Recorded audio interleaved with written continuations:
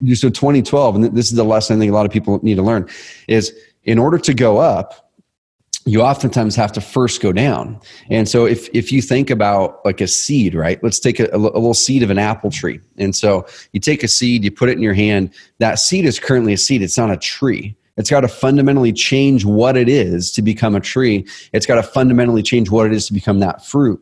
And so you take the seed, you put it into the ground, you put dirt over it, you start to water it. The tree doesn't first go up. The tree starts going down first. The roots grow down first to build the foundation. You don't see anything above the dirt for a while, but there's a lot happening beneath the surface. Then eventually you see this thing sprout up, builds into an amazing tree. Welcome to the Accelerated Investor Podcast with Josh Cantwell. If you love entrepreneurship and investing in real estate, then you are in the right place. Josh is the CEO of Freeland Ventures Real Estate Private Equity and has personally invested in well over 500 properties all across the country. He's also made hundreds of private lender loans and owns over 1,000 units of apartments. Josh is an expert at raising private money for deals, and he prides himself on never having had a boss in his entire adult life. Josh and his team also mentor investors and entrepreneurs from all over the world. He doesn't dream about doing deals.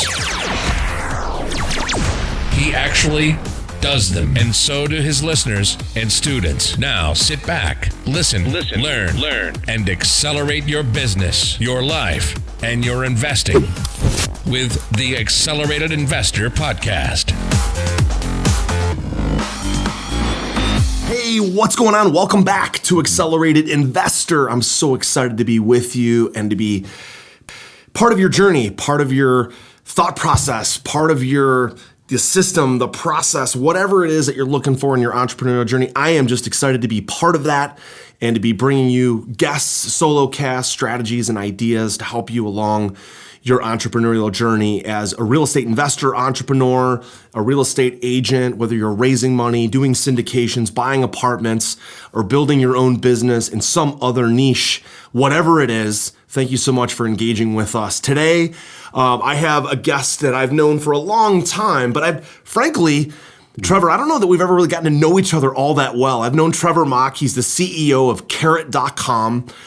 Carrot is an amazing company, one of the fastest growing companies in the country, according to Inc. magazine. And they help generate online leads for real estate investors and real estate agents. They've generated over 3 million, check it out, 3 million leads in the last 5 years for investors and for agents to list properties and buy properties and flip houses and list properties for clients. So they generate leads through an amazing search engine optimized platform. I've known Trevor for a long time, but Trevor, I don't know that you and I have really ever sat down for more than a few minutes and really talked and really gotten to know each other and just shared our journey. So I'm excited for this. Thanks so much for being on Accelerated Investor. Dude, I'm pumped too. I mean, I was trying to track back when the first time we actually met, and it was probably in Vegas, probably a decade ago or something like that. And it's been really cool. I mean, hearing your own story and your triumph over cancer years ago, that was one of the first things that really caught my attention with you. You're always doing amazing things with business, but I'm like, man, the story that came out of that was so amazing. It's been really inspiring seeing it from this side of things. So congrats. Yeah, thanks a lot. I tell people often the greatest thing and the best thing that ever happened to me outside of meeting my wife and having my kids was being diagnosed with cancer. You have no idea the amount of soul searching and personal development that comes out of just being in the absolute abyss of having to battle cancer and knowing that you have a 92% chance of not making it. It's quite a challenge, my friend, quite a challenge. So Trevor, let just tell our audience a little bit more about Carrot. What do you guys do at Carrot? And then we're going to jump in a little bit more into your entrepreneurial journey. But your focus today is building this amazing company. You guys are based out of Oregon that generates online leads. It used to be called Investor Carrot. You guys have successfully purchased the domain name Carrot.com, which couldn't have been easy. And now it's known as Carrot, which is an amazing company and recognized all around the world as an amazing place to work and an amazing platform for investors and for realtors. So tell us a little bit more about Carrot, and then we'll jump into your journey. For sure, dude. So Carrot started at the start of 2014. So we're 5.5 years in, almost 6 years in, and we work with about 6,500 active investors and agents right now. The real estate agent side is kind of growing, but kind of in a nutshell, Josh, what we help people do is we help people stand out online, build trust, and build authority through content marketing and organic search. Now, there's a lot of things that you can do offline with your marketing, direct mail, cold calling, bandit signs, billboards, whatever it is. They all work. But one thing that they all do is they all drive online demand. They're going to cause someone to pick up their cell phone and do Google searches for your company name, for your competitors, or even for phrases that are just intent-based phrases. How do I sell my house fast that I inherited, or whatever it is? So we help you get in front of all that Google search, the really high quality, highly motivated prospects and leads that a lot of people are currently ignoring, amplify all of your offline marketing, and add a new channel to that mix. That's fantastic. And from what I know, Trevor, in talking with you at different conferences, last year you gave an amazing presentation at the JV Summit about Carrot and how you've built it. You built it organically. You guys do virtually no marketing of your own to get new clients, basically realtors and investors that use your service. So what I'd like to do now is go back to when you started this business 4.5, 5 years ago. And what was the thought process? What was going through your mind? What service or company were you trying to build? What did you think was missing in the marketplace that you thought you could capture on? Dude, it's so funny because when you talk about journeys in life, but also entrepreneurial journeys are kind of a microcosm of it. It's never this straight line, It's like it's this up and down thing. And when we first met, I had started When we first met, I had started an online publishing company in the real estate space. And that's where we first connected. And things were doing good, but the problem for me, Josh, that led into Carrot was it was always this boom and bust, right? It was like we did really, really good one month. And then the next month it didn't. And then 2-3 months we'd be great, then it'd be kind of down. That's stressful. Like it became really, really stressful. Going at the end of the year, the money was good and we were proud of the product we had, but month to month it was stressful. And so when I was looking to make a transition in 2012 or so, it popped up in my mind. I'm like, man, let me look back at my business, my businesses that I've previously had. What did I like about them? What did I not like about them? And I started to write that list. What did I like about them? What did I not like about them? And the things I loved about certain parts of it and the things I didn't like, the thing I didn't like was the inconsistency. I'm like, I want freedom. I want flexibility. I want to really grow those finances predictably. And I want to make an impact. And I always felt like because I didn't have freedom, flexibility, I had the money, but I didn't enjoy it. Because there was the inconsistency in the business model.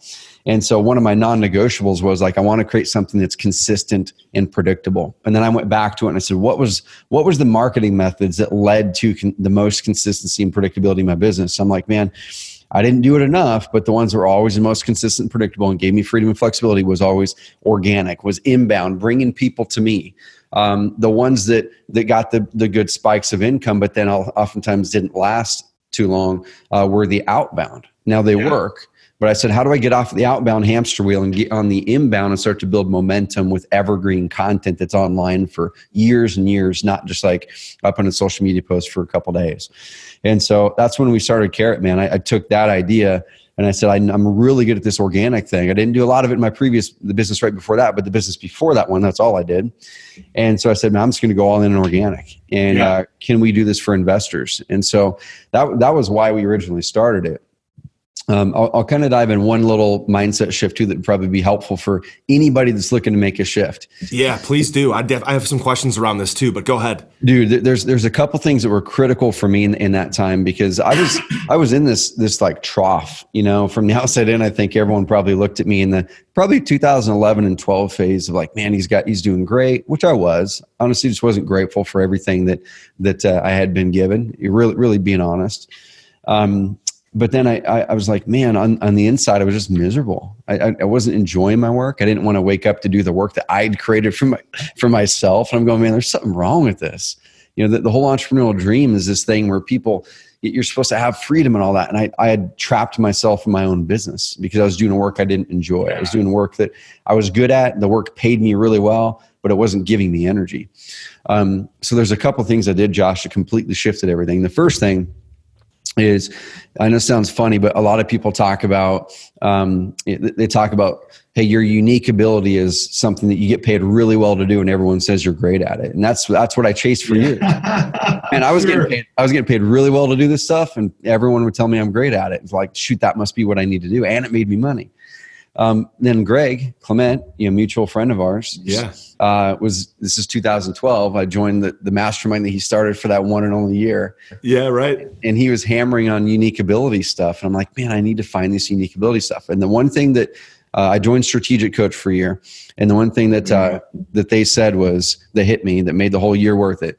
They said, your unique ability, when you've found it, when the items that are unique ability, they give you more energy when you're done doing them than when you started. And you could be world-class at them if you focused in on it. Nice. And I started to go down that list of all the stuff I was doing. I created something called the energy audit. It's something I still do every quarter today. It changed my life. I put it up for free online. People don't even have to opt in to get the energy audit worksheet. But it's called an energy audit. You just put down on a piece of paper, a line down the middle. On one side, what are all the things that drain my energy in life or business or work? Right? List it all. On one side, what are all the things that give me energy in life and work? And at that time, it was about 80% of the things in my week were draining my energy. No wonder I wasn't liking it. Right. Regardless of the money, right? Doesn't really matter. If you're not getting energy and having fun and being excited to go do it at the beginning of the day, and then at the end of the day, you're even more tired. It sucks even more. Even though you made a ton of money doing it, how long can you possibly stay on that path? It's impossible. It's terrible, man. So you do that audit, and then on one side, what I did is, and I started doing this every quarter since, is I pile up the things that are draining my energy. I circle the 1, 2, maybe 3 that are draining my energy the most, and I write down next to it how many hours per week is that thing is something I'm doing. Maybe this is 4, and this is 2, and this is 6 hours. And so then I look at those things, the very first thing in the quarter, and go, I'm going to live based off of energy. And that thing that's costing me 6 hours a week, I'm going to either create a process, delegate it, eliminate it, and just say I don't have to do it anymore. And then I'm going to replace that 6 hours with something over here that gives me energy that I'm not doing enough. Yeah. Quarter after quarter since 2012, I started to do that swap, and it moved from 80% energy draining to 80 to 85% energy giving. And that was one of the biggies, dude, that completely changed the game for me. Because that's when I completely shifted my business. I'm like, these things give me energy. Running a business this way don't. Even though it's anti the way that the joint venture world worked and the traditional this industry had worked, I'm like, I'm just going to do it the opposite. I'm going to do it something that gives me energy and that's fun. That's awesome, man. So how did you resolve so you took the long tail approach. You're like, I'm going to do things that give me energy, regardless of how much money it makes. Yep. So many people get caught, Trevor, in the trap of transactional work, because transactional work often pays more money now, right? Mm-hmm. You wholesale a house instead of buying a rental because it pays you more money now. You wholesale an apartment because you can make maybe $50,000, $100,000 on wholesaling an apartment instead of buying the apartment and cash flowing it long term, which will make more money long term. You buy or start a business instead of doing transactional work of selling info products. You create Carrot, which is going to pay you long term, but maybe not as much money today.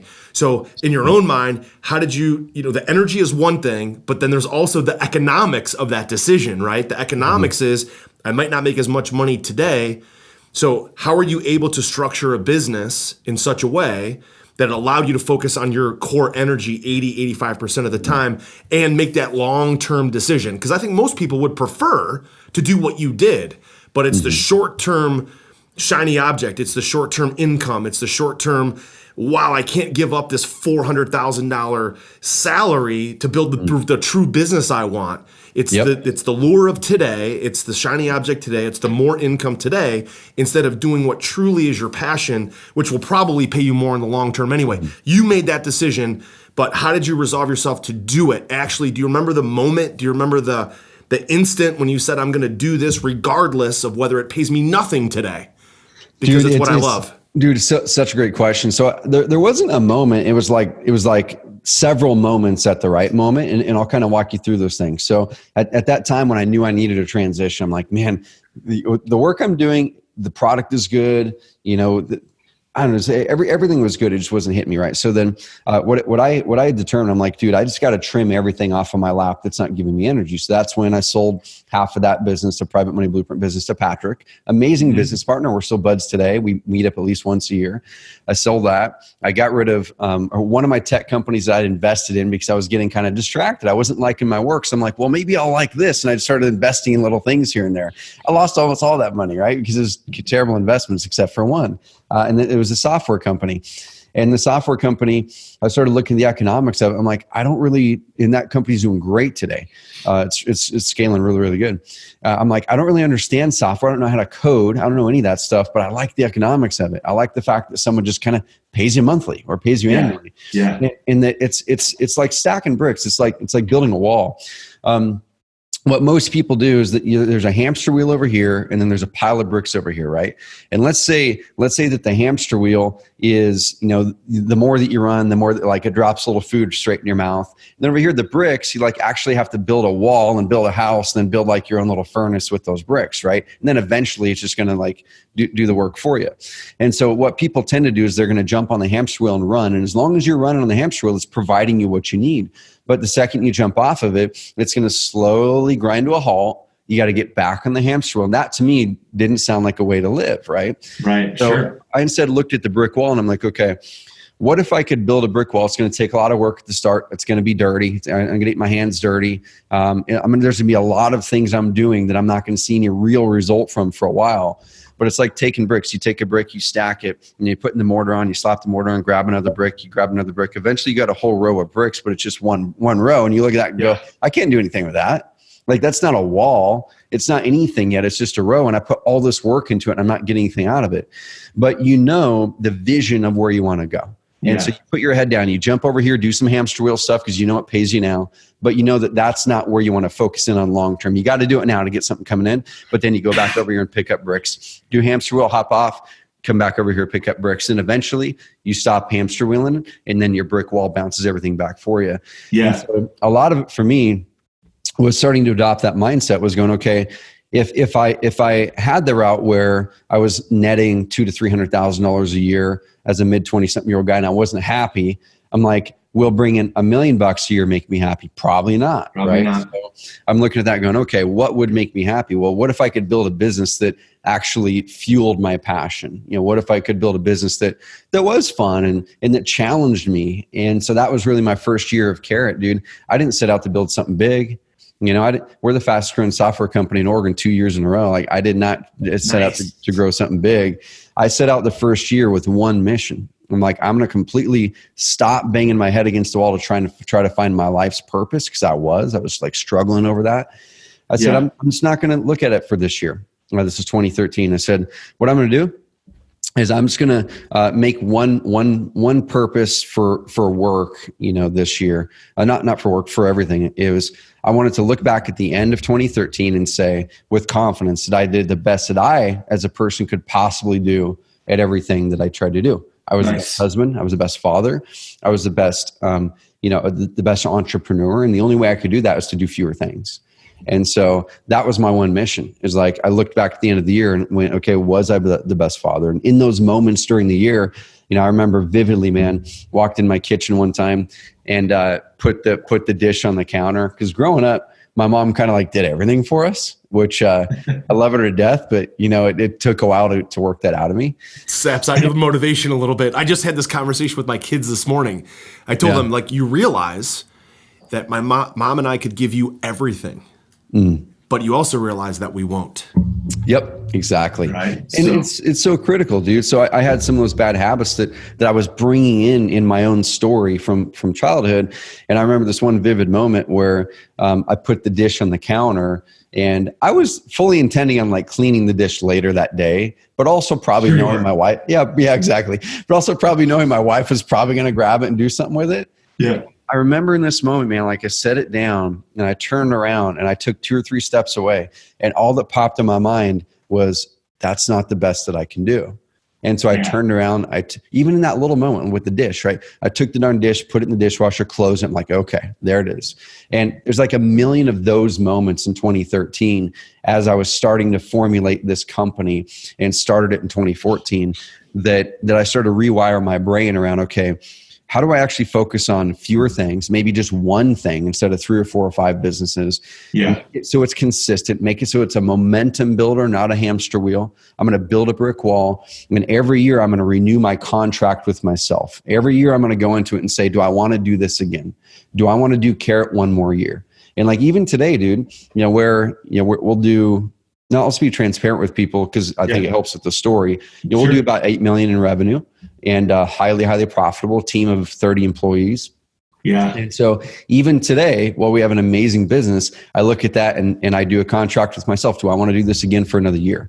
And I have to be convicted that there's a real reason why, because I've recognized that even now when I'm worth tens of millions, that's not what makes me happy. It's like right now, my reason why for going into 2020 is I'm like, man, I thought I could make a big impact 3 years ago, but now we're getting into the range where I can make a massive impact if we keep growing this thing. In my newest real estate investing book, The Flip System, you'll learn the proven secrets and strategies that I've used to be a successful real estate investor. You'll also hear the story of my journey from quitting my job to doing over 2,000 units of apartments. The Flip System is now available for a limited time, and you can grab your free copy at getflipsystem.com/podcast. You'll learn the same proven principles and secrets and investing strategies that I used to quit my job and pursue a life of financial freedom. In this book, I'm sharing exactly how I was able to personally close over 750 profitable real estate deals, make over 400 private lender loans, raise over $30 million, and acquire over 2,000 units of cash flowing apartments. Get my newest book now for free at getflipsystem.com/podcast. That's getflipsystem.com/podcast.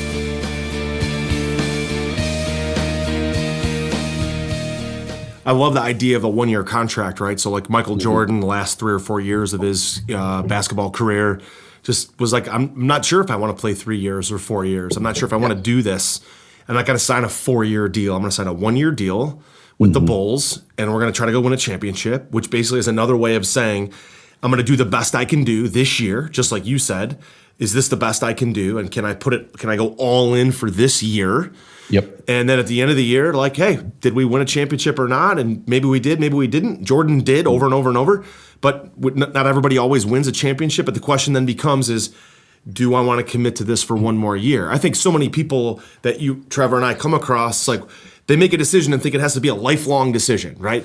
Yep. So let's say you want to go buy apartments. Like, you don't have to be an apartment investor forever. You can just say, just take 2020, this coming year, and let's go buy whatever, 200 units or 500 units or 1,000 units of apartments, and let's go all in on that one thing. And at the end of the year, let's see how we did. Did we love it? Did it give us energy? And if we loved it, then you do it again next year.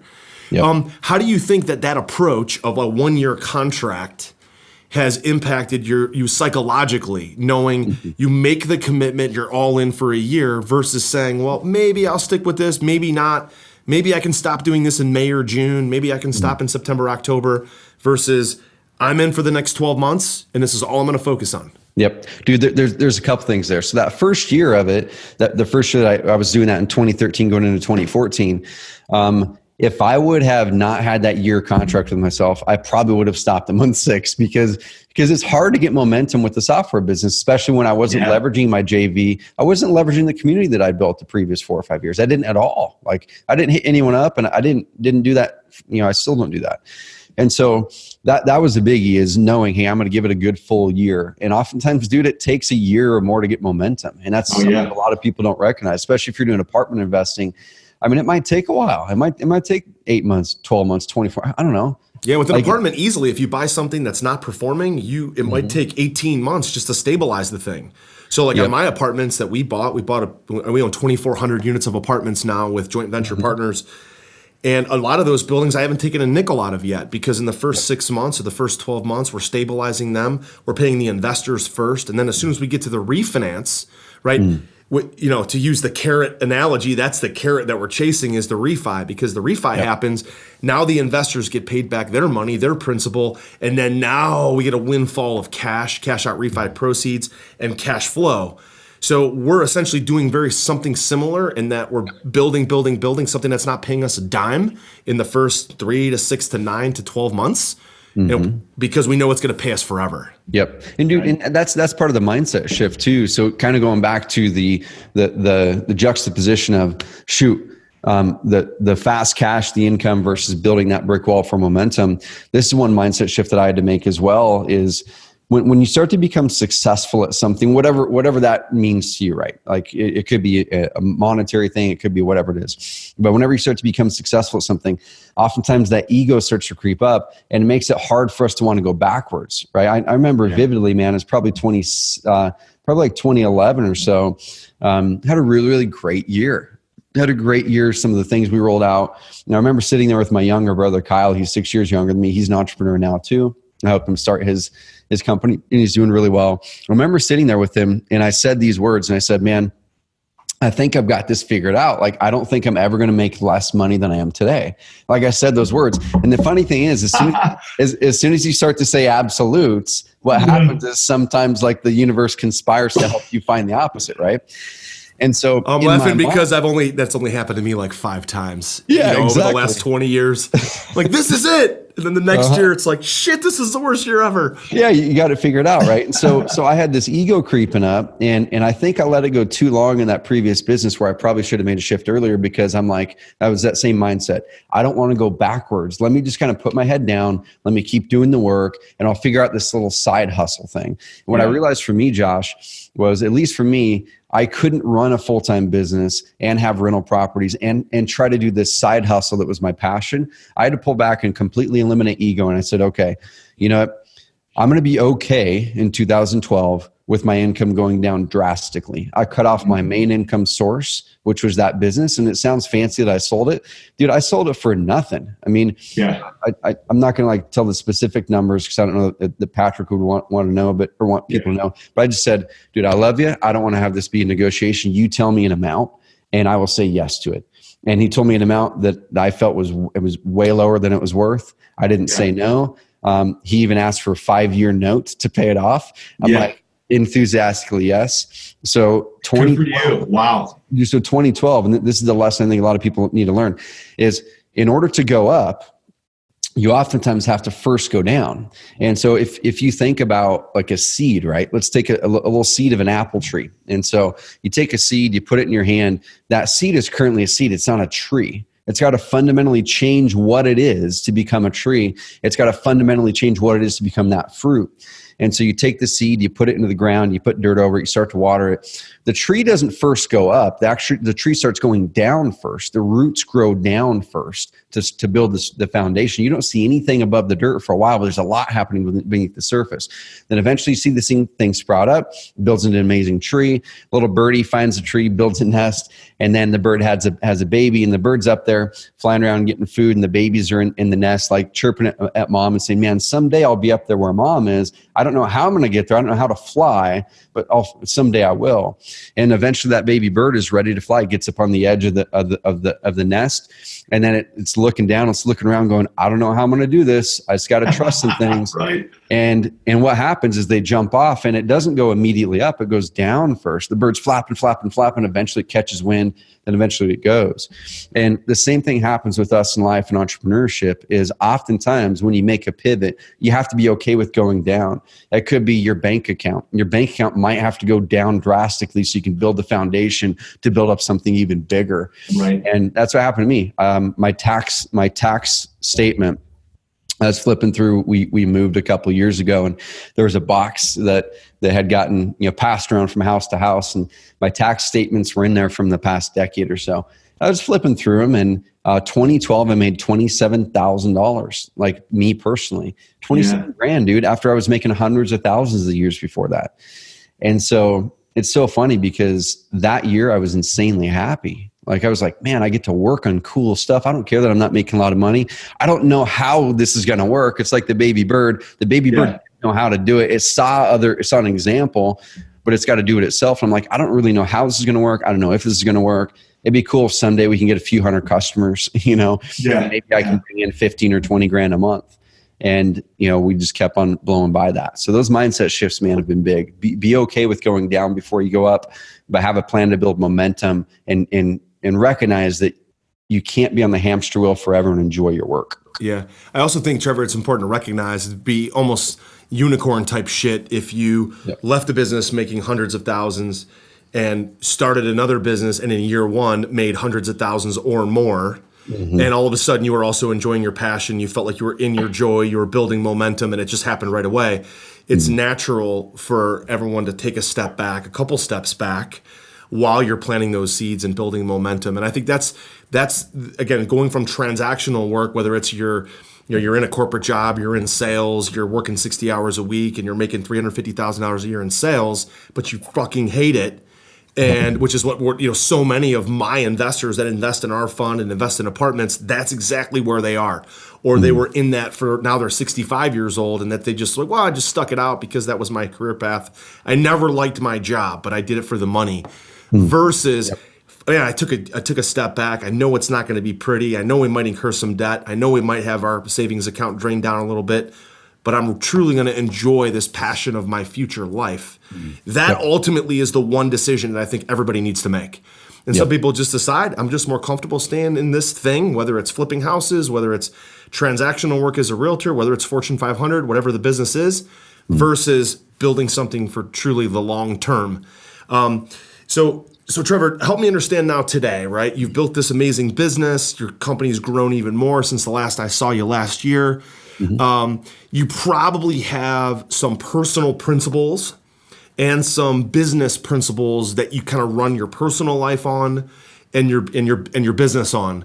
Some things that have worked for you personally, for your family, and also some things that have worked in your business. So, man, if you could tell us a little bit more about those, what's important to you and the things that kind of are the backbone of who you are and what's important and the backbone of your business. I'd be curious to hear more about that.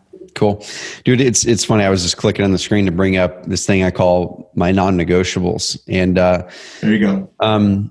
So in that transition, I'm kind of going to go back to that time period, that 2012 or so. In that transition, as I sold that part of my previous company and torpedoed the two of the three software companies, they torpedoed themselves and lost my money with them. And then I got rid of everything else. I had a chance to look back and kind of determine what are those things for me. What are what I called non-negotiables, and I slanted these ones on the business side. So these ones aren't really slanted on the personal side, but I think they have a lot of opportunity to go to both ways. And I'll talk about the values that we redid the way that we do values at Carrot about year 2 into it. But the non-negotiables, man, I highly suggest everyone write these down. Not mine, but your own. And so in that period, I went back once again and looked at what did I like, what did I dislike about my businesses, and what do I want to make sure that every business that I ever start in the future follows these things. And if it doesn't, I'll either sell the business, stop the business, or whatever. And my non-negotiables were, the first one was a singular focus on the big thing. I think it's a very common thing as entrepreneurs. Once you start to have some wins, you think you can do everything, right? You think you kind of have the Midas touch. And so then your focus gets cluttered by a bunch of opportunities instead of going really deep on one thing. And I said in 2012, I said, I'm going to go really deep on one thing. No matter what opportunities pop up, I'm not going to not do them. I'm going to say no to them. And so that's one of the reasons, man, I never go to real estate events. I never do that stuff because I'm like, it's just not part of my one thing right now. I don't really do JVs, not that I avoid them. It's just like not part of my marketing method. So I'm going to go all in on something. Number 2 is have fun and have a big mission and that I believe in at my core. Man, I just felt like I didn't know what it was. I didn't know what the mission was when I wrote this down. It materialized over a few years in Carrot as I dug in and started to do the craft and enjoy the craft. But have fun and have a big mission I believe in at my core. I think we all have missions that we write down somewhere, and I did as well before this. And it was the big, cool mission, like inspire 1 million households to have an entrepreneur. It sounded good, but I didn't find myself every single day living that mission or finding ways to work everything I was doing into that mission. And that was a good trigger for me. It's like, man, if this is my mission, I should just be naturally working everything I'm doing into that. But why is it so hard to do that? So that was number 2. Consistent. Right. Number 3 was consistent and predictable. I wanted to be able to build a business and an income that's consistent and predictable. That to me sounded like freedom. That to me sounded great. My previous businesses that made good money but was boom and bust did not sound great. Number 4 was build a long-term valuable asset. Just like you talked earlier with the multifamily stuff, is the transactional income's great, but what happens if I get hit by a bus tomorrow in my family? What does my family do? Right. What happens if I get sick? Right?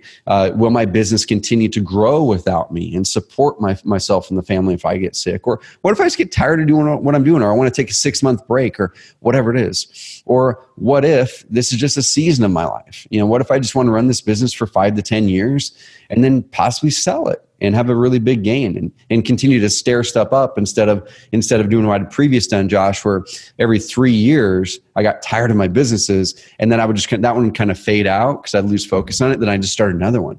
And I was never able to up level because I wasn't building assets. Right. And then number 5 was live on purpose and within my unique abilities. So, more often than not, how do I make my work energy work? So that's the stuff that I really strive to live by a lot. I think when I trip up, Josh, which I still do quite consistently, and we all still have our ups and downs. Pretty good at that. Yeah, exactly. We also have our ups and downs. It's like whenever I'm in a down mode and I actually have a chance to pull back and go, man, I'm in a funk. It's usually because I'm not doing some of this stuff. It's usually because, man, I let way too much non-energy work creep into my week. Like for 6 weeks in a row, this sucks. Like, let me pull back and do my energy audit again. Or, man, I'm just not really having as much fun. I just kind of got caught into some weeds, a bunch of weeds. And how do I pull back and just be more intentional with fun right now? Let's go do some fun stuff in the business. So those are the 5 biggies there. I'm not going to read all of our company core values, but our company core values, the one I love the most is be a beacon of positivity and possibility. That's the one that kind of like I try to throw around as my flag that I'm bearing here at Carrot, and that's something that I'm kind of known for, like in my normal life as well. And so that right there is something I carry from business over into normal life. But there's a whole bunch of there's 6 other values up there too. Yeah, wow, I love it. That sounds good. Singular focus on one big thing, having fun, and have a big mission that I believe in at my core. Consistent and predictable, long-term valuable asset, and live life on purpose and within your unique ability. I love it. Imagine if you spent 80% of your time like Trevor doing something that you truly believe in, that's a big mission, that's consistent, predictable, that is creating a valuable asset, and it gives you energy.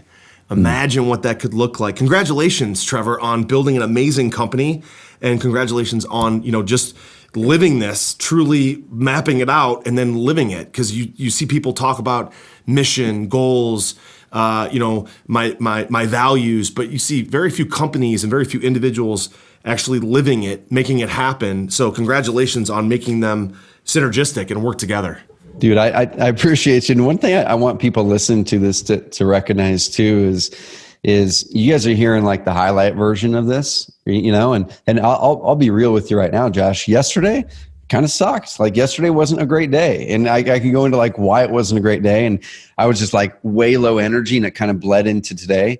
And the funny thing is, one of the things I'm the most pumped about, and there's when you really look back, yesterday should not have been a bad day. Okay, I'm doing a real estate deal next door. I'm buying this building. We're renovating it, putting retail downstairs, putting residential upstairs. There was an issue with the seller. I got down about it because they were saying that I said some things I did not say, and like certain things. I'm like, come on, guys, I love you guys, but we did not talk about that. So like, it just brought me down the whole rest of the day, and it shouldn't have. And the reason I want to bring this up is I've structured my week in a way to where Thursdays are content days for me, where I hop on podcasts. Dude, podcasts give me energy. And so I was pumped. I was pumped to come in today going, man, I had a sucky day yesterday. Okay, let me pull back and have gratitude. I had an amazing day. I had an opportunity to buy a building, and I have a great team. I let it be sucky. But now coming into today, I get to have high energy, and I brought it back up with being intentional on working in high energy things into my week. So it's not always unicorns and roses, man. That's for sure. We all have the ups and downs. Right. Are you ready to automate and explode your real estate investing? We're searching for extremely motivated individuals who are sick and tired of wasting time and want to finally see real results from their real estate investing business. We're searching for investors looking to get to the next level and become a bigger, better version of themselves while being a more successful real estate investing entrepreneur. Apply for mentoring and coaching at joshcantwellcoaching.com/podcast. That's joshcantwellcoaching.com/podcast.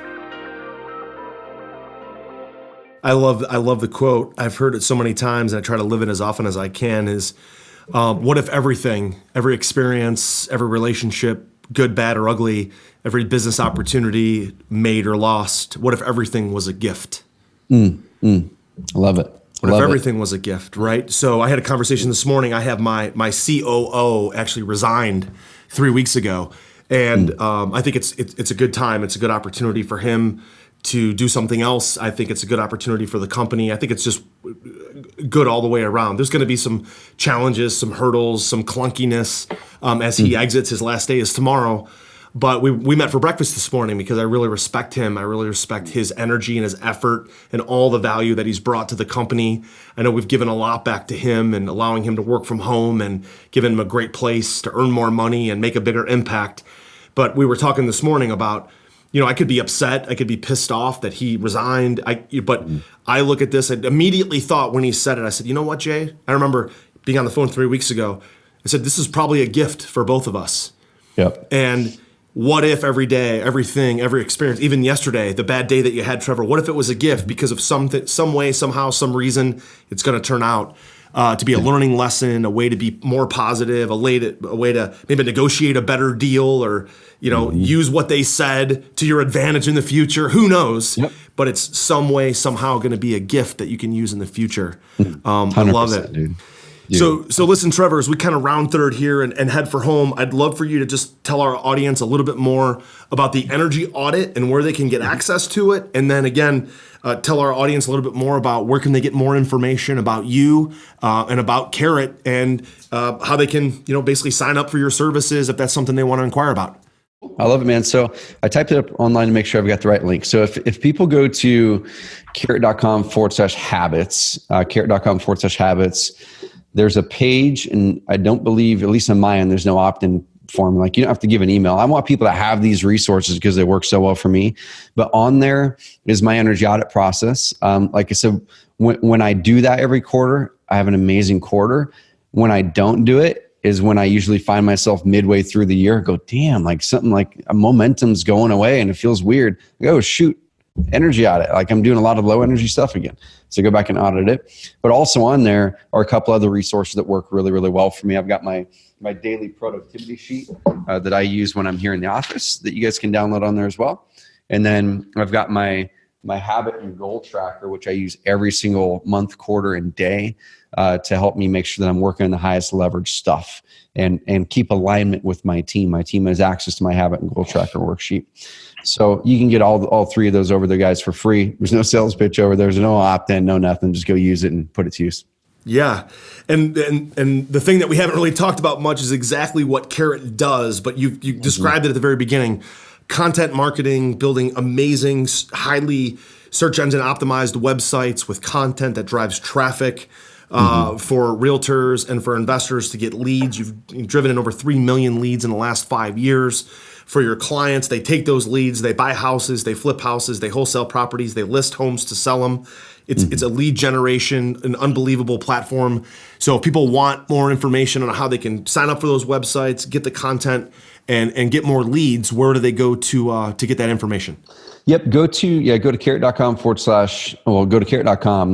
That's where our site is. But we've got a really, really good webinar. I mean, it's a free webinar and it does have an opportunity, of course, to check it out. You guys can find a link to it over there as well. I think it's just carrot.com/webinar. But a really micro kind of case study on one of the ways that high level investors anyway use this. Carter Steff. He lives in Oklahoma City. He's the largest home buyer in Oklahoma City. And he had a really fancy site, man. It was like $15,000 custom site, looked beautiful. I think anyone who would have looked at it would have thought, man, this site is amazing. The problem was he was doing a ton of TV, ton of radio, a little bit of online. It was getting some leads, but he's like, man, it just feels like it's probably not performing as well. He was pretty skeptical, honestly, about moving over to what he considered at that time a template site. Yeah. But that's really not what we are. We've got the best tech stack in the industry. You know, our websites load faster than anyone else's in the industry. The way that our SEO tools are set up give you an advantage. You still got to do some work, but it give you an advantage to rank well in Google. And then the conversion rate optimization on these, you're going to convert more of your visitors into leads because of the way they're set up. So with Carter, he moved over through our concierge program where we do all the setup for you and dial in your design. And he saw, and there's a full case study on it where he walks through, he added about $20,000 to $30,000 in extra revenue every month just because his website now converted the existing traffic. Like this is all of his existing offline stuff that was driving people online. He converted more of his existing traffic to customers because of the way that we helped him build credibility and trust, build authority with the content, and the way that the website's set up and structured to convert really high. So that's kind of a microcosm of one of the reasons a lot of the big guys move over to Carrot and ditch their fancy but underperforming custom sites. Yeah, that's fantastic. So there you have it. So I wanted to ask you just last couple questions, kind of quick hitting, fast question, fast answer. So Trevor, who do you think is the one person that has had the biggest impact in your life as an entrepreneur, as a business owner, as a founder and leader? And why do you think they had such a big impact? My dad, man, he started his first company. He started a company when I was probably in second or third grade out of necessity. He got laid off from a business that was going out of business. And rather than going out there and finding a job, he made his own, and he's had his own struggles and stuff. But dude, I remember, weekends, it was a party business. They still have that, and that's a rental construction business too. But I remember weekends, us kids, be 12 years old, packing tables, chairs out, setting up weddings, and really learning work ethic, and just learn how to deliver an amazing customer experience from my parents. Fantastic. Next question, favorite way to decompress? Man, favorite way to decompress, either fly fishing. We bought a few acres in the North Umpqua River here, which is world-class steelhead fishing. So I fly fish there. And then also literally right before this, because of that day, I never get stressed, man. Like I was even talking to a friend the other day. I said, dude, I just really don't get stressed. It might be once or twice a year. And yesterday was that day. And like, I started to feel something coming up, and I was talking with my wife about it. And like, I was looking at it like, why am I stressed?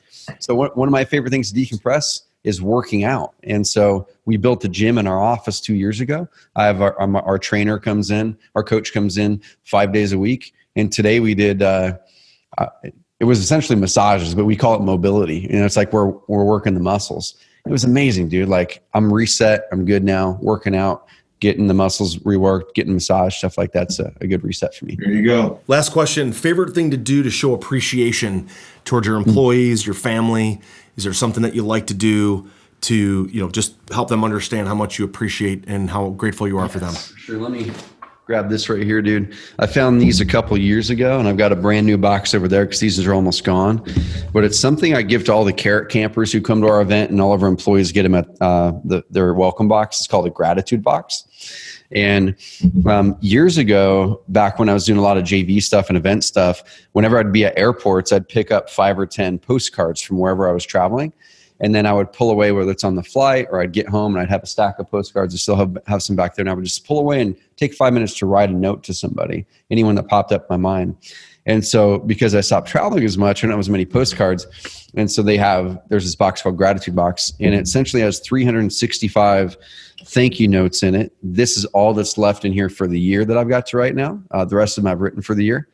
And then I'll just pull out the Gratitude Box and write some thank you notes. And so that for me, dude, is the biggest deal, because it's better than gifts. It's better than all those things, because people truly feel that and know that you were genuine about it. So I'll usually send out 3 to 5 of those a week. Sometimes I'll get behind and I'll binge and do 10 in a day or something like that to catch up. But I love it, man. Write thank you notes. Well, there you have it. Trevor, listen, fantastic interview. I took so many notes for me personally. I appreciate reconnecting with you and spending some time with you today. Dude, I appreciate it too. Thanks for the opportunity. It's been fun seeing what you guys have been building over there. It's amazing. It's impressive. And everyone who's listening to this podcast, stay alongside Josh and his team there. They're doing great work. And if there's anything we can help with, let us know, man. I appreciate the opportunity. You got it, Trevor. Thanks so much for being on. Really appreciate you, my friend. Take care. Buddy. Likewise. You've been listening to Josh Cantwell and the Accelerated Investor Podcast. Leave a comment on our iTunes channel and let us know what you want to learn next or who you'd like Josh to interview. While you're there, give us a 5-star rating and make sure to subscribe so you can be the first to hear new episodes. Follow Josh Cantwell and his companies, Strategic Real Estate Coach and Freeland Ventures, on all social media platforms now, and stay up to date on new training and investment opportunities to start your journey toward the lifestyle you've always dreamed of. Apply for coaching at joshcantwellcoaching.com.